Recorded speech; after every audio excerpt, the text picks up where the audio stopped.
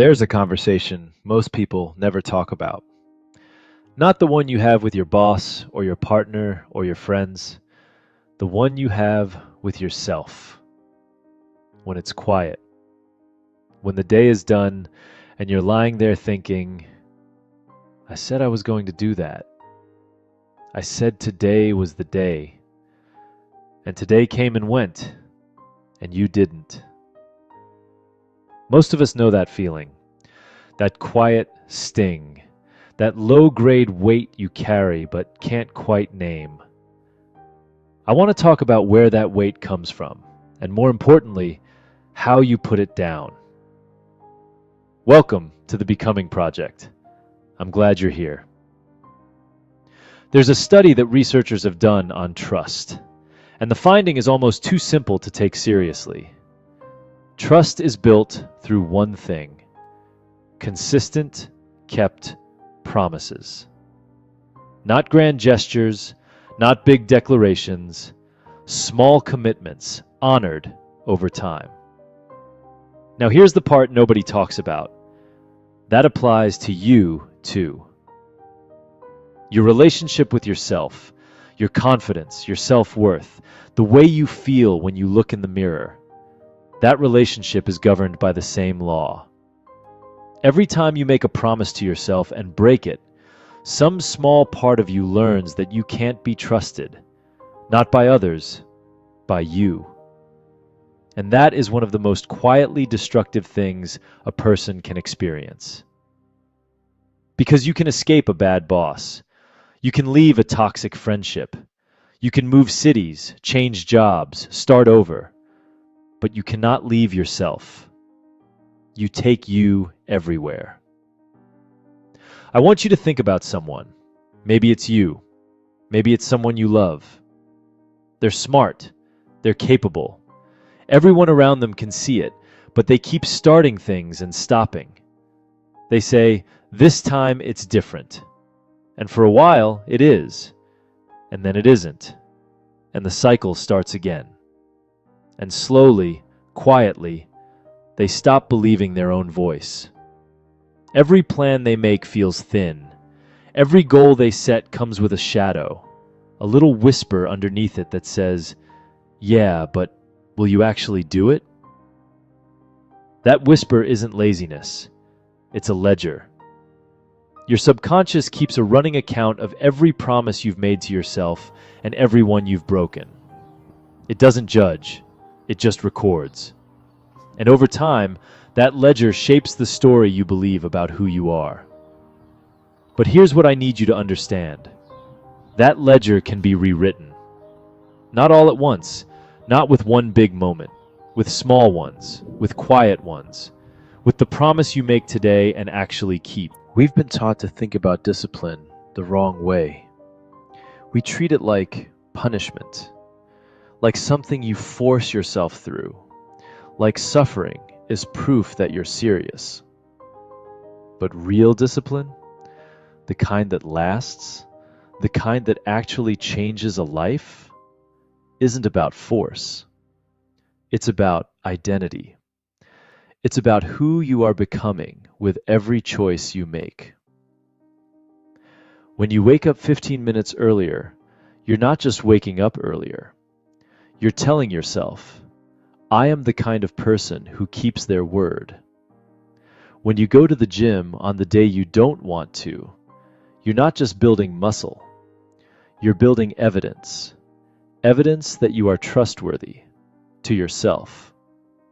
And evidence changes belief. You've probably heard that you should love yourself, and that's true. But love without respect is hollow. You can love someone completely and still not trust them. What you're building when you keep a promise to yourself is self-respect. And self-respect is the foundation everything else stands on. Confidence is just self-respect in motion. Healing begins when you start showing up for yourself the way you wish others had. I want to ask you something, and I want you to sit with it. What's the promise you've been making to yourself and breaking for weeks or months, or maybe years. You know the one. Maybe it's your health.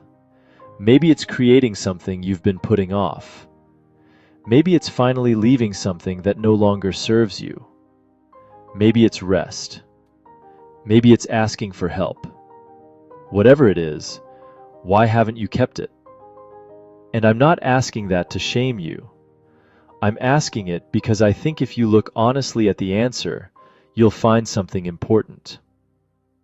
Most of us don't break promises to ourselves because we're lazy. We break them because somewhere along the way, we stopped believing we deserved to keep them. You were taught to put everyone else first, to earn rest, to earn joy, to earn your own attention. But you were never meant to be last on your own list. Here's the good news, and I mean this.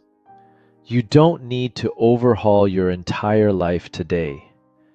You just need one promise. One small, specific, keepable promise. Not, I'm going to get healthy. That's a wish. A promise sounds like, I'm going to drink water before I drink coffee tomorrow morning. Not, I'm going to write that thing. A promise sounds like, I'm going to open the document for 10 minutes tonight. Small, specific, kept. And then you do it. And the next day you make another one. And you keep that one too. And slowly, the ledger starts to shift. The whisper starts to quiet. You start to feel something you maybe haven't felt in a long time. You start to trust yourself again, and that changes everything. I think a lot about what it means to become something, not to arrive, not to achieve, but to become.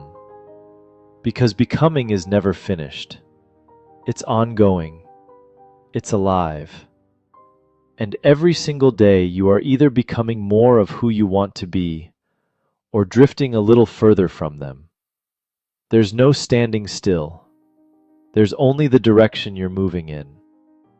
The person you are capable of being, the confident, grounded, healed, full version of you, is not waiting for some future version of your life. They're not on the other side of some big dramatic change. They're on the other side of today's promise, the one you keep. So tonight, before you sleep, make one. Just one.